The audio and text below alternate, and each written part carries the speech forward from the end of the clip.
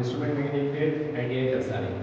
આજે આપણે જોઈશું IoT બેઝડ એક પ્રોજેક્ટ છે કે જેની અંદર લાઈવ ડેટા સ્ટ્રીમિંગ થાય. બરોબર, તો આપણે જોડે કે અહીંયા પ્રોજેક્ટ બનાવે છે. કમ્પોનન્ટની અંદર આપણે એક વાઈફાઈ મોડ્યુલ યુઝ કર્યું છે, નોડ એમસી. એની અંદર વાઈફાઈ છે ESP8266, એક એલસીડી યુઝ કરી છે જે 16+2 છે. બરાબર, અને એની સાથે આપણે I2C યુઝ કરી છે.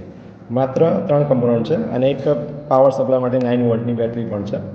અથવા તો આપણે એને એક્સટર્નલી એડપ્ટરથી પણ કનેક્ટ કરીને 5 વોલ્ટ આપીને ઓપરેટ કરી શકીએ છીએ.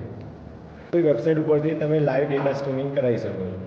બરાબર, સપોઝ કે આપણી કોરોનાની વેબસાઇટ છે કે જેની અંદર ઇન્ડિયાની અંદર કેટલા કેસીસ છે એ આપણને અપડેટ થયા કરતા હોય છે. તો એ જ વસ્તુ આપણે અહીંયા વાયરલેસ એક ડિવાઇસની અંદર કન્ટિન્યુઅસ જોઈ શકીએ છીએ.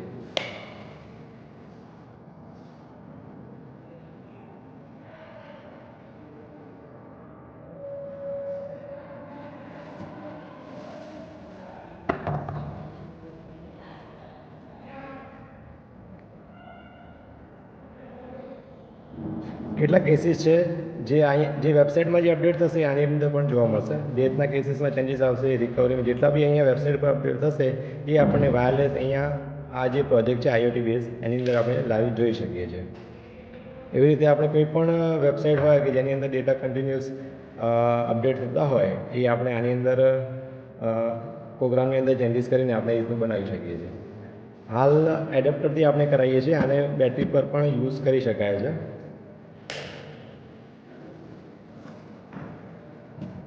સપોઝ કે પાવર સપ્લાય ના હોય તો આપણે 9 વોલ્ટની બેટરીથી પણ આને ઓપરેટ કરાવી શકીએ છીએ.